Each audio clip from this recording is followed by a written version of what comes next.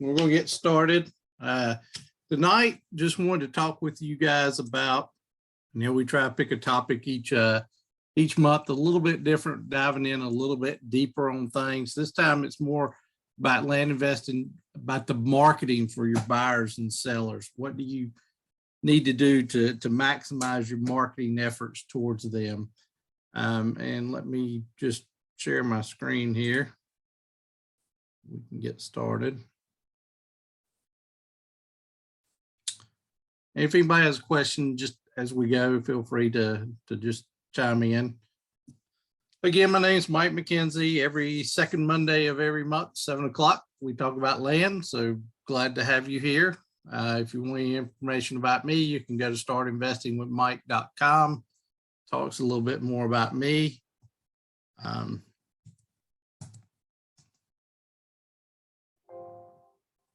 One second.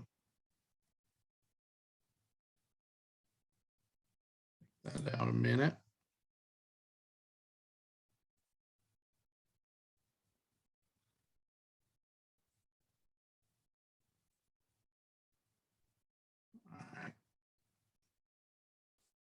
All right, we're ready to get in.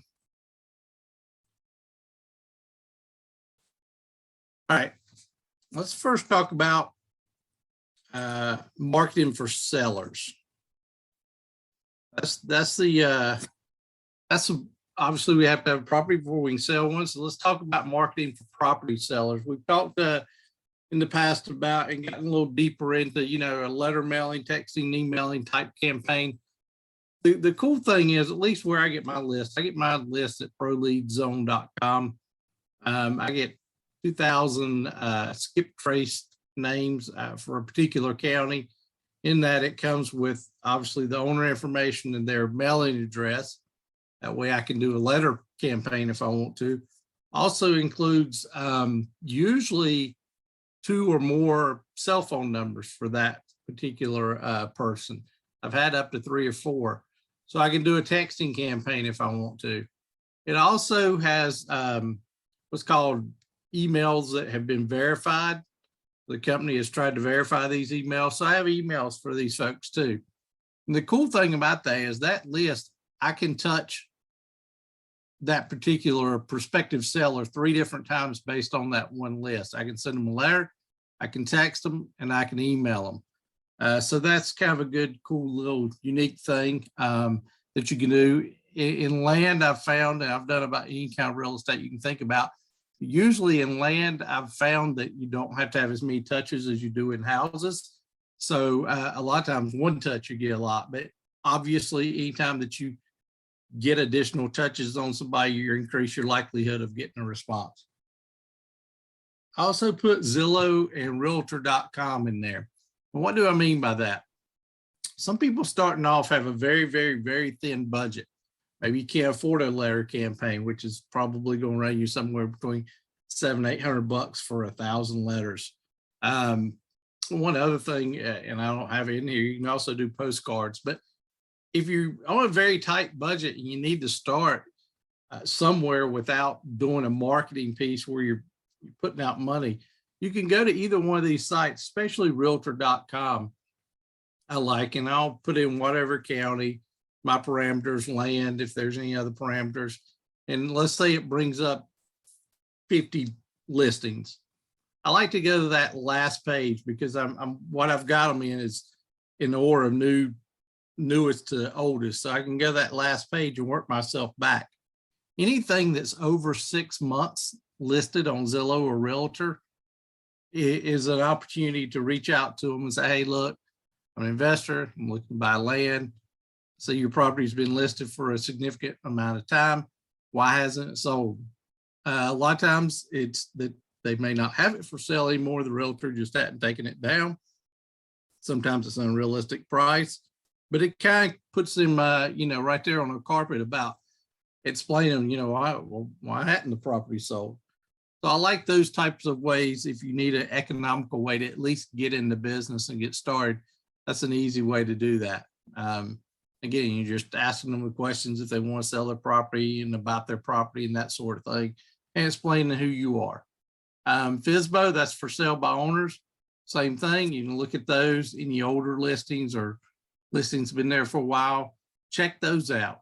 You never know. Sometimes you can get one from that. Somebody's just tired and just, they've been trying to sell a property probably for too much, and they're ready to get rid of it. Maybe taxes are due again, and they're just ready to get rid of it. So that's something that obviously you can reach out to those folks and maybe get a deal there. I will say now, these are not high turnover deals, but again, they are ways to possibly get deals. Your primary way is going to be to market them directly through one of these campaigns. You can also do cold calling. Again, that's another thing that I don't have up here, but cold calling is another thing where you take that list, and you could do that from the list I get and literally cold call people and ask them if they want to sell. Thing I found out, at least for me, I get, multiple calls a day. If I don't know the number, I don't answer it. So it's going to voicemail anyway. So that's my take on cold calling. Offer techniques. When you're going to make an offer, if you got somebody, you got a seller, they're saying, yeah, I want to sell my property. What's the process? Well, obviously we typically do first offers, a little bit lower than our absolute highest and best offer that we can do for the property, trying to get a lower price. Typically, if I don't get the response or the property on the first response, I will go to I'll wait about 3 to 4 or 5 weeks, something like that. Then I'll go back and do a second offer that's increased, and then in my second offer letter, it basically, or email, however I'm doing it, just basically says, hey, we've had additional funds released in the area, therefore we can offer you an additional amount for your property. How do I deliver these offers? There's obviously three key ways. If you're talking to the person, if you develop a rapport with the person, you can do it on the phone. I'm not a big fan of giving them an offer over the phone. Sometimes that's what they want. You can't get around it. But I do like to build the rapport if I can. And then I usually just tell them, hey, you know what? Let me look at the numbers again, get you my best offer out there, and let me either text it to you, email it to you, or mail it to you. My preferred method is email, just because it's quicker. And I have a template that I use in mind that kind of buries the offer within the email. I don't necessarily create a contract to start with, but that offer is buried within that email. And the reason for that is I want them to read that email and see that the reasons I'm offering why I am for the property, that I'm managing those expectations through those couple of paragraphs to say that I'm not going to be able to pay retail. I can't do that. And here's some of the reasons. Here's some of the factors we look at, those sort of things. Same thing with mail. Now, if I mail out an offer, I do mail the contract out. So those are 3 different ways to effectively deliver your offers. Again, email and mail being the best, and phone being an option as well. So let's say you get a property, then you gotta sell this property. So what do we want to do? We got to market it to our buyers. What you can do, a great thing that's really helped me in my business, is when a prospective buyer calls, and they seem somewhat interested or serious, I try to get their information. I try to get a name. I want to know, if I'm looking in Smith County, California, okay, if I don't have a property in Smith County, would you be interested in other areas of California or neighboring counties? I try to get their locations of interest. And then I obviously will ask them, and usually have the phone number if they're calling me. I also ask them email address, say, hey, look, our properties change sometimes daily, our inventory. And I'd like to be able to get you an offer out or information on the property as quickly as possible. So if we get one, you'll get first dibs to look at it. I've had people even go so far as creating what they call VIP lists, where somebody may get on the VIP list, and you tell them, oh, you're on the VIP list, you'll get it before it hits, you'll get 24, 48 hours before it hits the open market. So those are things. Cash or finance. I want to know, are they a cash buyer? or are they looking to finance it? And then secondly, the budget. If they're cash, what's their top, that they can pay if they need to. If they're finance, I want to know, okay, what kind of money can you put down, and what's a comfortable monthly payment for you? Those sort of things. Notes section. I put all this on a spreadsheet. Is how I track this. The notes is just if there was something unique about it, or maybe he says looking to build a house on the property, I may put that in the notes. Area specific lists. What does that mean? Area specific lists are basically specifics. And I'll give you, I'm from the Charlotte, North Carolina area. North Carolina is broke up into 3 specific areas of our state. We have the mountains to the west. We got the coast to the east of us. In the middle, what they call it the Piedmont, but basically it's the middle area of the state. So if I've got somebody interested in properties in Asheville, North Carolina, which is in the mountains, and I get a new property in Wilmington, North Carolina, which is on the coast, I don't need to send that property to them. So therefore, in North Carolina, I have multiple lists, and in most states I do. Florida I do, things like that, because of the specific areas. I want it to be as simple as possible. When I blast out an email, I know what list to pull from of buyers to that specific area, and I can blast it out. I'm not having to go line by line. Well, this person does need it, this person doesn't need me to send it, and those sort of things, because that doesn't really help you a lot. So so keep that in mind. So got that. Neighbor letters. This is another way buyers, and this is actually, when people dismiss this and think, well, I'm not going to mail the neighbors a letter about the property that I've got. And what this means basically is you're going to look in there. It's usually more than the people that's just touching your property. I typically draw a circle, and I'll reach out to 10 plus, somewhere between 10 and 15 neighbors that closest within that proximity, and I send them a letter. I have 2 options. I can send them a letter with a price. Hey, Mr. Smith, I've got a property in your neighborhood that we're getting ready to sell. Wanted to give you an opportunity, since you live in the area, to see if you may be interested in buying it. It's $20,000. Now, that's one way with the price. I tend to like to do the ones without prices. Same thing. Hey, I got a lot in your neighborhood. Just want to give you first right to buy it before we market it. Contact me for more information. I'm not giving them a price, because I want them to contact me. At 20,000, they may dismiss me altogether, and when I could have took 15 and still been happy on it. So if I can get them to call me, then I can generate a conversation, that sort of thing. But these letters do work. Matter of fact, I had one not long ago that the person, we sent out a neighbor letter, he called me and said, man, I have been trying to buy that thing. I've been wanting to buy that property for 10 years. He never thought to reach out to a neighbor or reach out to the county and find out who owned that property or anything like that. Now, in real estate, didn't really know. So I gave him that opportunity. He jumped on it. He's very appreciative. Gave him a deal on it, and it added to what he had. It was farmland. He needed to expand his farmland. That one particularly did connect, so it was a good deal for him.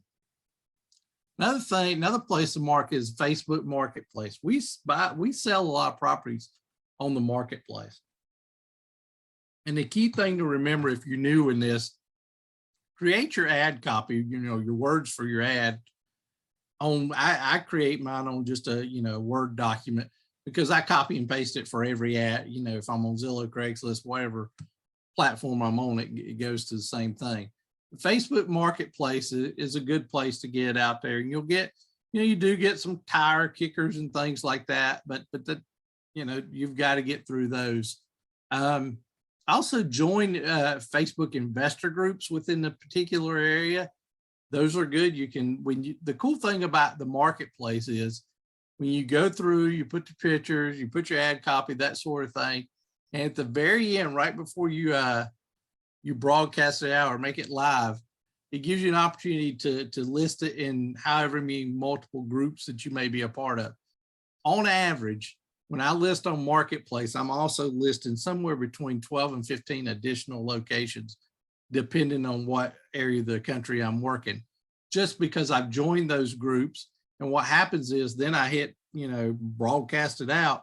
It's going to put it on Marketplace, but it's also going to list it in each and every one of those particular groups. So if somebody's looking in that group, they can see that listing as well. They can contact me directly that way. So that's a pretty easy way to put the ad together one time and blast it out to 12 to 15 plus different locations. So that's a pretty neat way of doing things.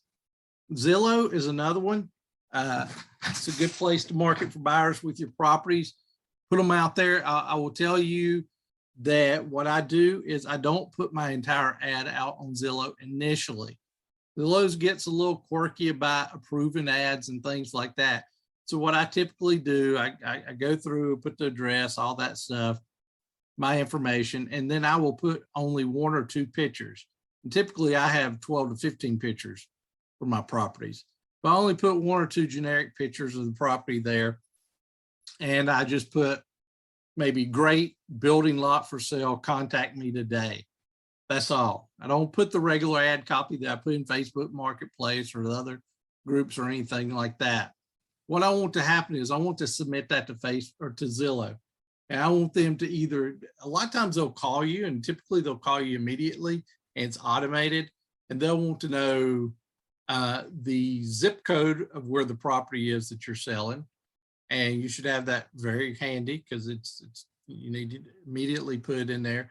They'll also ask you the price and you input that. Those 2 things typically is enough to get it approved. It may take a day or 2 for it to actually become live. Once it does, then you'll get that and you'll be live with it. Once you're live, you can go back into your Facebook account and edit that particular property. That's when I go in, put my complete ad copy, put all of my pictures up, because they don't go back and reapprove. Once it's approved, it's approved. They don't go back and reapprove, edits. So then you have everything. Another cool thing about Zillow is, and Facebook too, but Zillow, each day you'll get a email about, how many people look, how many views did you have on your property, how many saves. And that's very good. And Facebook, the same thing, you get how many views. And that's good information, good tracking information, because if it's out there, it's not attracting any views, 9 times out of 10, that's a pricing issue. And maybe you need to adjust your price a little bit. Maybe you are just a little bit off on your numbers. Maybe it's can't sell quite as high as you want to, and adjust your numbers. Again, you get that data from both Facebook Marketplace and Zillow. Another third primary site I put things is Craigslist. Now, Craigslist doesn't seem to be quite as popular as it did, but we do periodically sell properties on Craigslist. So we put it on there. It's pretty easy to do. The key thing with Craigslist and Facebook Marketplace also is updating the ad or refreshing it after about 7 days. Craigslist, I literally, instead of just hitting renew, I delete it, because it doesn't truly delete it. It just deletes it from being live. And then I hit repost. And what that does, that puts it at the very top. So maybe on Friday evening, I know people are going to look on the weekends more for properties. I'll delete that property and then turn around 2 minutes later and repost it, so it's at the top of that list when they Google Smith County land or whatever, or search in Craigslist for that. That's the way to keep it fresh there. And then you can renew on Facebook Marketplace multiple times. You don't have to do that on Zillow, so you don't have to worry about that. Another way to get word out that you've got a property for sale is bandit style signs. What do I mean by that? It's kind of like those "we buy houses" signs, "we buy land" signs, whatever. But you can put those out trying to find sellers. That's one option. But the way I'm talking about it in this way is more so land for sale. I typically do 2 properties or 2 signs. put a piece of I put the sign on the property. I don't necessarily do it. I go on Craigslist or somewhere and hire somebody to put these signs out. I just want it written on it. It doesn't have to be some high-tech professional sign. You know, property for sale, contact me at whatever my number is. I'll put a sign on the property that says that. And then I'll have whoever's putting out the sign say, go to the closest intersection that's got some traffic, but people have to stop at. Not just a T intersection where somebody's just blowing by, but I need them to stop. A traffic light, a four-way stop sign, whatever. And what I do there, I get one of those skinnier signs. It's got kind of a directional sign, and I just put land for sale and my phone number.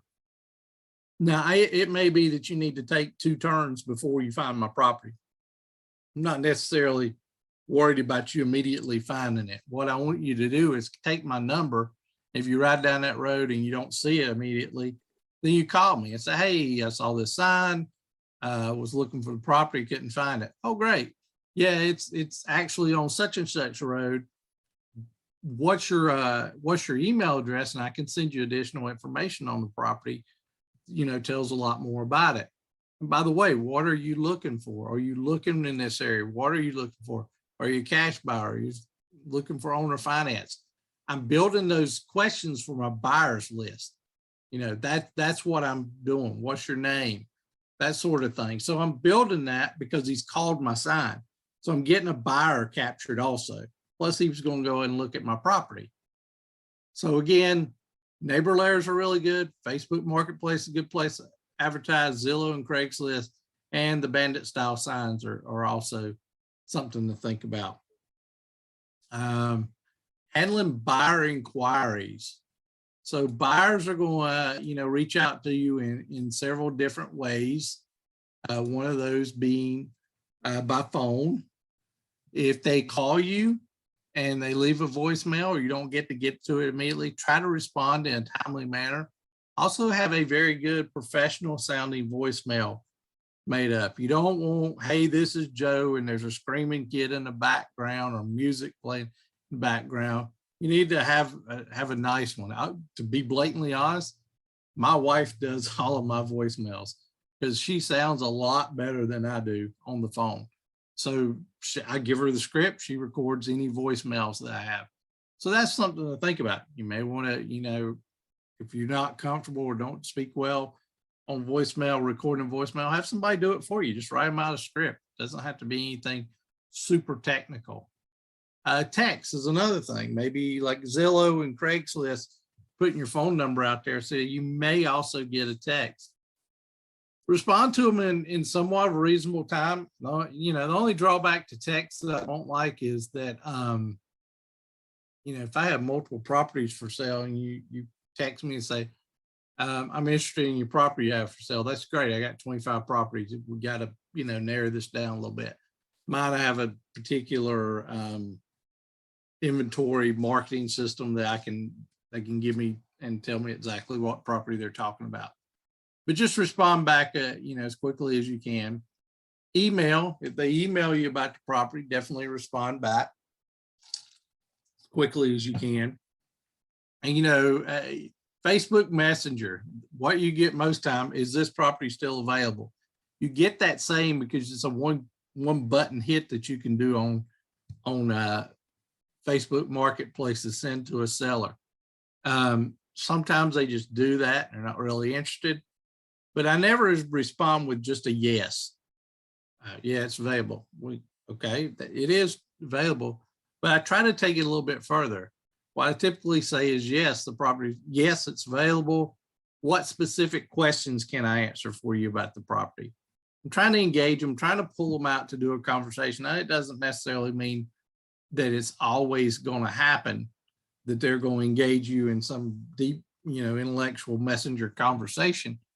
But sometimes it does. Sometimes they'll say, well, I'm looking for a property that I don't have to put a septic system for water on. I need water and sewer lines already on the property. That's good information to know. You know, while I'm in that conversation, I don't have an email. I don't have their phone number or anything. I got their name in the messenger, but maybe I want to reach out and also say, hey, look, you know, if this property doesn't work for you, we have other properties or we get properties in all the time. Is there an email address that I can put you on our mailer to be emailed, notified whenever we get a new property in before it's advertised? A lot of times they'll give you their email address. Once I have that email address, then I may again go into, you know, is this the only area you're looking for? Are you interested in surrounding counties? What's your budget? Those sort of things. Go back. It all goes back to that buyer's list where I'm trying to you know, qualify them as best I can. So that what I don't want them to do is I want to be very respectful. If I email anyone, I want to possibly be a property that could genuinely work for them, just not a property that I got under contract. So that's how you can do the messenger thing. Other thing, following up on leads, buyer follow-up. This is very important. And what do I mean by that? You'll have people a lot of times will say, you know, I'm interested in this property. That's great. It may be Thursday afternoon. They say, you know what? I'd like to go out and see it but I can't see it this weekend. I'll say, great. You've got the information, you got the GPS coordinates, you've got, you know, if it does have an address or the property address that's nearby, go out there. If you have any questions while you're out there, feel free to reach out to me and that sort of thing. Now, Monday rolls around, I come back in my office and get some stuff done. And I've got this person's name wrote down, or persons usually, that's went to look at a property and with their contact information. And I haven't heard from them. Maybe I heard from one of them. It just didn't work for them. And, you know, I've got his information, emailing more. I'll reach out to those people. Hey, John, it's Mike, just checking in to see if you got a chance to get out to see that property this past weekend. We had several people interested in it. Just wanted to get your feedback in case you had an interest in purchasing it. I'm creating a little bit of a sense of urgency by saying had several people looking at it. So that he may see that text and think, oh, well, let me go ahead and get back and tell him, yeah, I'm interested, or no, I'm not. So that's just follow up anybody that tells you they're going out there. Yeah, I do that on Mondays usually. I respond to their questions or comments. You know, you want to overcome objections. Well, I like his property, but, you know, I can't, you know, handle how you have to get to the property. Okay, well, there's not a lot you can do about that, but, you know, maybe they don't like the price. What is it about the price? Do you think it's overpriced, or is it just priced out of where your comfort level is? Determine what that is. If it's out of their comfort level and you can't get it to it, then you can't get to it. I try to give them always, you know, at least try to give me an offer. Say, okay, I understand. You know, I don't have much wiggle room on price, but you're certainly free to make me an offer. You're not going to, you know, upset me or offend me. If I'm a straight shooter. If it works, great. I'll tell you it works. If it doesn't, I'll tell you, hey, you know, John, this price isn't going to work. We got to, you know, you got to get your number up. I can't do it for this price. Most people appreciate that. So any objections to things like, well, I'm not sure how to really pay for it. You know, well, we obviously accept cash. Maybe it's a property I can't own or finance. Well, do you offer owner finance? No, well, I really can't do owner financing on this, but we have a couple options. Number one, there's several credit unions that will finance lands and a couple banks that will finance land with, you know, 10, 20, 25% down, depending on the bank. What I would just suggest doing is contacting some of those banks in your area and see if they are open to lending on land, and let's go from there. Another option, at least for our company, is, hey, you know, we take credit cards. Maybe you have a credit card that's got, you know, 0% interest for a year. You want to put that property on a credit card? Great, put it on a credit card. We'll sell it to you that way. So that's you know, overcoming some of the objections about pricing. You always, if you have something else, again, a property is not always going to work for somebody. So I always suggest a different property for your buyer. If you've got, let them, don't do that prematurely. Let them go through it and see if it works for them first. And then if they, come out and say, this just isn't going to work for, a list of reasons. I completely understand, not every property is not for everyone. We do have another property that's similar. It's not exactly in this area. It's, a few miles away or whatever. Be glad to send you that information. Maybe you want to check it out. Maybe it would work better for you. They say, great. Yeah, I'll send it to me. I'll go look at it. Then we circle back up on following up on leads to people that's been out there. They find out when they're going. They don't contact you back, contact them. Hey, sent you that other property, wanted to make sure you got out there and was able to take a look at it. Again, it's just engaging the buyer, following up with the buyer, and that sort of thing. You're trying to maximize your lead with that buyer. Lastly, pricing the property. How you properly price a property. Well, that's a whole lesson in and of itself. But I kind of want to just say cash versus owner financing. For me, I have a cash price for a property, have an owner financing price for a property. For example, maybe my cash price for a property is, maybe the property is $18,000. But if you're a cash buyer, you can buy it for $15,000. So you're getting a $3,000 price reduction just because you can pay cash. The owner finance, 15 is where I want to be anyway. The $3,000 additional, if you want owner finance, the price is $18,000, but it's 0% interest at that $18,000. My interest is already built into my price because I'm willing to accept 15. I just don't want to finance at 15. But I tack on $3,000, which is essentially the same as my interest. I tack that onto the price, and then I go and say 18,000. We'll get amortized out, find out what they want to put down, what their comfortable monthly payment is, that sort of thing. Again, I always offer, but now if you've got a property that you can't own or finance, then don't worry about that. Just put your cash price. Typically, most of my deals is if I can get them low enough, from the seller, what the down payment my buyer gives me usually covers the cost, or at least 90% or so of the cost of the property itself. So, I'm cash flowing at least within a month or two at best, or at least by 2 or 3 months out, it's positive cash flow. And owner financing is something you want to think about. Cash deals are really good anytime, especially if you're beginning your business, because it puts cash in your coffers where you can do things. As you build your business, you'll find that you probably will like owner financing. One of two reasons, you're not dumping a bunch of cash at one time into your property or into your bank, but you're getting it over time. Prime example, last year I was down and out for a little bit with COVID stuff. My company my employees were paid and everything based on the owner financing deals that we have coming in every month. So I don't have to chase that next deal. It puts you in a position where you don't have to chase the next deal. You still want to, go after those sellers and go after those buyers, but it doesn't put you in a panic situation where I got to get another property. I got to sell it. It gives you a little bit more breathing room if you've got those owner financing in.